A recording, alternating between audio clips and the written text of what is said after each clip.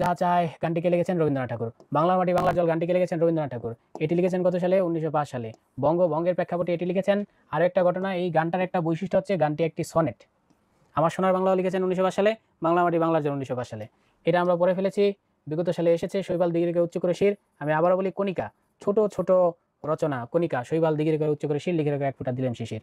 এটা হচ্ছে একটি ধানের শিশির উপর একটি শিশির বিন্দু। এই পংক্তিটিকার রবীন্দ্রনাথ ঠাকুরের।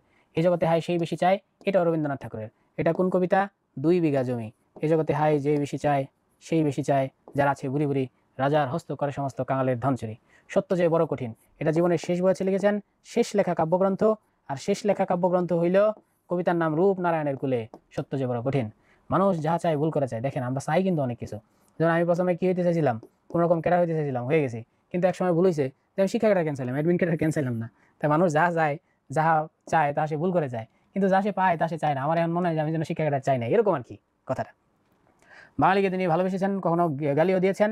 গালি দিয়ে বলেছেন যে কিছু বাঙালি করে মানুষ করেনি, এনেছিলে সাথী করে। এটা হচ্ছে চিত্তরঞ্জন দাস সম্পর্কে বলেছেন, মৃত্যুহীন প্রাণ মরণে তাহাই তুমি কোলে গেলে দান। আমি সবগুলো প্রশ্নের উত্তরই এখন দিয়ে দিচ্ছি।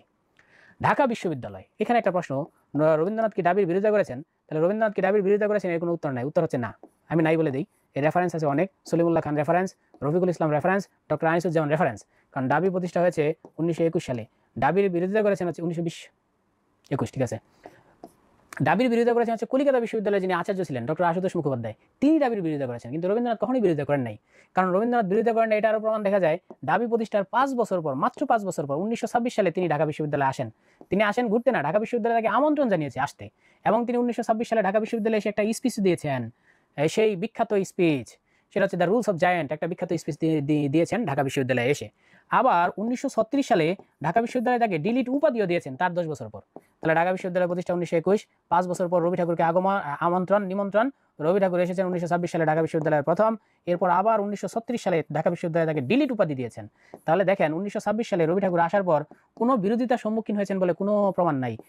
যদি বিশ্ববিদ্যালয়ের বিরোধিতা করতেন তাহলে বিশ্ববিদ্যালয়তে তাকে কখনোই ডাকতো না। তাহলে বিশ্ববিদ্যালয়ের বিরোধিতা করেছেন কলিকাতা বিশ্ববিদ্যালয়ের আচার্য ডক্টর আশুতোষ মুখোপাধ্যায়, রবীন্দ্রনাথ কখনোই করেননি।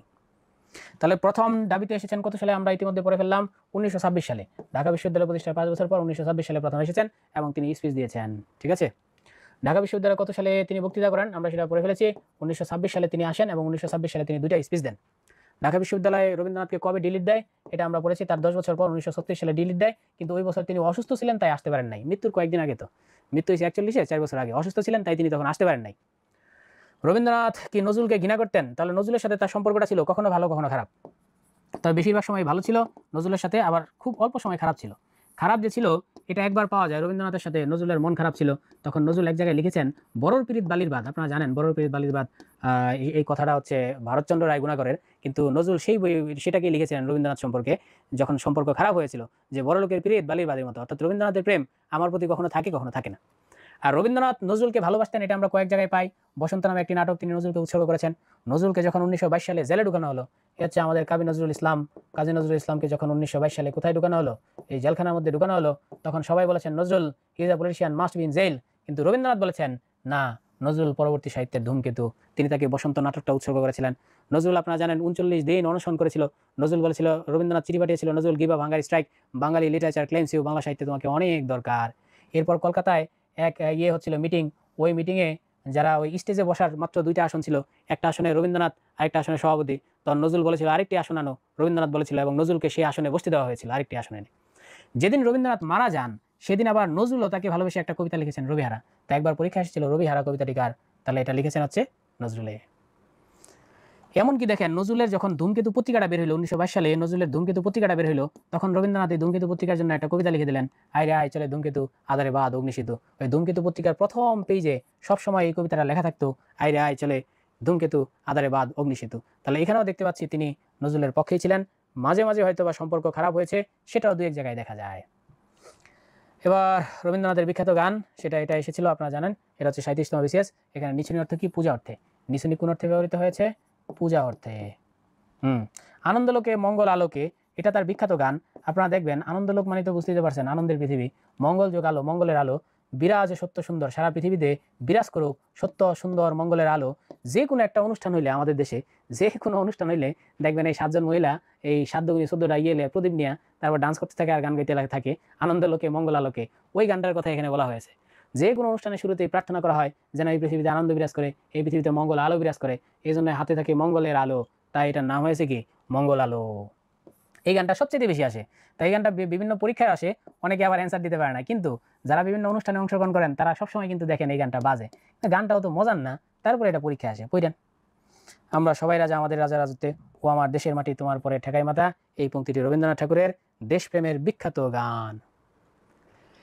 এদিন আজি কোন ঘরে গো খুলে দিল দ্বার, আজি স্রোতে সূর্য ওঠা সফল হলো কার। পংক্তিটি রবীন্দ্রনাথ ঠাকুর প্রাণ কবিতায় লিখেছেন। মরিতে চাই না আমি এই সুন্দর ভবনে, মানবের মাঝে আমি বাঁচিবারে চাই, করিও কমল কাব্য প্রাণ কবিতা।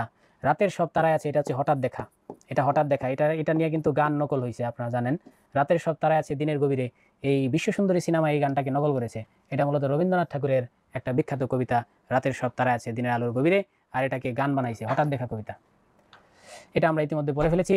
একখানি ছোট গাছ ছোট একলা, আমি একলা, চারিপাশে বাঁকা জল করেছে খেলা, পরপারে দেশি আঁকা তরু ছায়া মুশি মাখা, গ্রামখানি মেঘে ডাকা প্রভাত বেলা, এপারেতে ছোট খেত আমি একলা। এটা হচ্ছে বিখ্যাত সোনার তরী কবিতার মধ্যে রবীন্দ্রনাথ এই কথা বলেছেন। আর শেষ লেখা কাব্যগ্রন্থ, তার জীবনের শেষ কাব্য শেষ লেখার মধ্যে তিনি পরে কবিতার নামই ছিল তোমার সৃষ্টির পথ লিখেছে আকীর্ণ করি। 80 বছর বয়সে গিয়ে তিনি আক্ষেপ করেছেন স্রষ্টার কাছে, স্রষ্টা আমি আরো অনেক কিছু লিখতে চেয়েছিলাম, তুমি কেন আমাকে লিখতে দাও নাই, তোমার সৃষ্টির পথ কেন তুমি আকীর্ণ করে রেখেছ। এটা আমরা আগেই বলেছিলাম। সন্ধ্যার আগে ঝিলিমিলি ঝিলম, ঝিলম আসলে কি অনেকেই কিন্তু জানে না, এটা বাংলার স্টুডেন্টরা তো জানেই না। ঝিলম হচ্ছে একটা নদী, এই নদীটা কাশ্মীরে অবস্থিত, কাশ্মীরে। আমরা আগেই বলেছিলাম এটা বলাকা কাব্য থেকে নেওয়া হয়েছে। বলাকা কাব্যটা লেখার সময় তিনি কাশ্মীরে এই ঝিলম নদীতে বোটে বসেছিলেন, তখন এক ঝাঁক বলাকা তার মাথার উপর দিয়ে যায়, তখন তিনি বলাকার গতি দেখে তিনি রচনা করেছেন সন্ধ্যার আগে ঝিলিমিলি ঝিলমের স্রোতখানি বাঁকা। বিখ্যাত রোমান্টিক কথা, আমারও পরানো যাহা চায় তুমি তাই। এবার দেখেন তিনি মরণকেও ভালোবাসিতেন, কারণ তিনি তো আগেই বলেছেন, ওই যে যেতে নাহি দেবর মধ্যেই তো তিনি বলেছেন পৃথিবী সবকিছু তোমাকে আটকায় রাখতে চাইবে, কিন্তু মৃত্যু তোমাকে নিয়ে যাবেই যাবে যাবেই যাবে। অর্থাৎ মৃত্যু যে চিরন্তন সবচেয়ে শক্তিশালী, এটা রবীন্দ্রনাথ বিশ্বাস করতেন, মারাত্মকভাবে বিশ্বাস করতেন।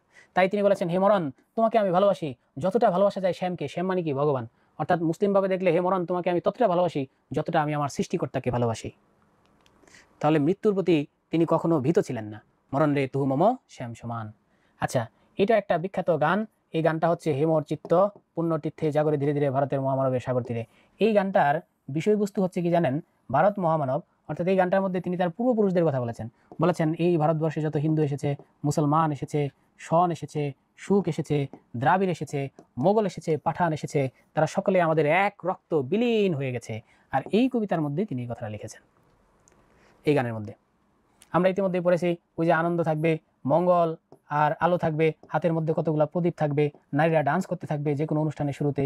ওই গানটাই হচ্ছে আনন্দ লোকে মঙ্গল আলোকে বিরাজ করবে সর্বদা সত্য এবং সুন্দর।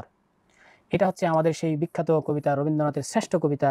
সেই শ্রেষ্ঠ কবিতার নামই হচ্ছে কি নির্ঝরের স্বপ্নভঙ্গ, আজিয়ে প্রভাতে রবির কর, কেমনে পশিল প্রাণের পর, কেমনে পশিল গুহার আধারে প্রভাত পাখির গান, না জানি কেন রে এতদিন পর জাগিয়া উঠিল প্রাণ।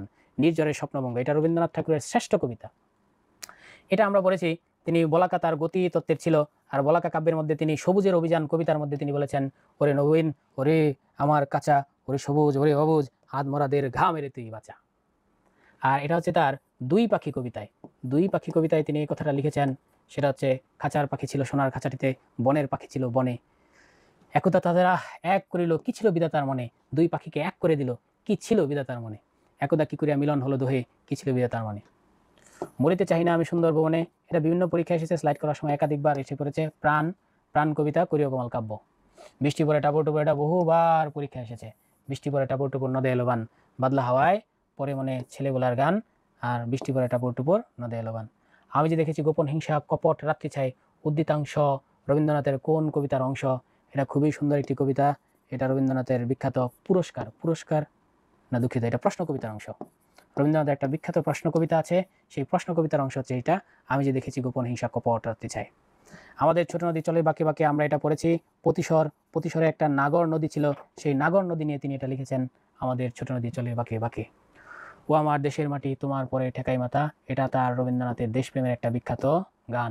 হিংটিং শট কোন কাব্য থেকে নেওয়া হয়েছে, তার বিখ্যাত সোনার তরী কাব্যগ্রন্থ থেকে হিংটিং শট নেওয়া হয়েছে।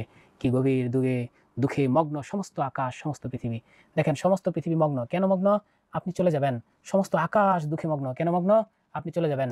তাহলে আপনি বুঝতেই তো পারছেন, এই যে চলে যাবেন, এটা চলে যাওয়ার কথা কোথায় বলা আছে? যেতে নাহি দিব কবিতায়।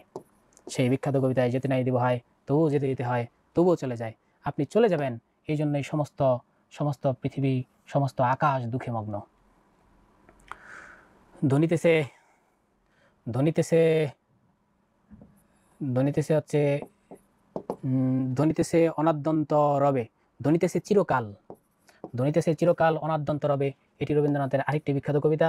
এখানে এসেছে শূন্যস্থান পূরণ করো, তাহলে হবে ধ্বনিতেছে চিরকাল অনাদ্যন্ত রবে। এটাও কিন্তু সেম, এই যেতে নাহি দিব হয় এই কবিতারই একটি বিখ্যাত চরণ। এটাও তাই, এই যেতে নাহি দিব হয় থেকে 3টা এসেছে। দেখেন কত বিখ্যাত কবিতা এটা। এ ধরার মাঝে তুলিয়া নিনাদ, নিনাদ মানে হচ্ছে কি? গর্জন, নিনাদ। চাহিনা করিতে বাদ প্রতিবাদ, আমি এক সময় তো চলেই যাব, সুতরাং আমি চলে যাওয়ার বিরুদ্ধে বিদ্রোহ করতে চাই না, গর্জন করতে চাই না। তাই তিনি বলেছেন এ ধরার মাঝে তুলিয়া নিনাদ, করিতে চাই না আমি, চাই না করিতে বাদ প্রতিবাদ। এটা তার নিরুদ্দেশ যাত্রার মধ্যে বলেছেন। প্রেমিকাকে নিয়ে তিনি নিরুদ্দেশ হয়ে যেতে চান। আর কত দূরে নিয়ে যাবে মোরে হে সুন্দরী, কোথায় ভিড়াবে আমার স্বপ্নের সোনার তরী। 1400 সালের মধ্যে তিনি বলেছেন আজি হতে 100 বর্ষ পরে কে তুমি পড়িতেছ বসে আমার কবিতাখানি কৌতূহল ভরে, উর্বশী স্বর্গতে বিদায়। কোন কবিতাগুলো রবীন্দ্রনাথ ঠাকুরের কোন কাব্যের অন্তর্ভুক্ত? তাহলে আপনারা জানেন সবাই, সোনার তরী। আর এটা হচ্ছে 2 বিঘা জমি, নম নম নম সুন্দরী মম জননী বঙ্গভূমি। 2 বিঘা জমিতে এটা তিনি বলেছেন। আমরা এটা আগেও পড়েছি, আজি হতে 100 বর্ষ পরে কে তুমি পড়িতেছ বসে আমার কবিতাখানি কৌতূহল ভরে।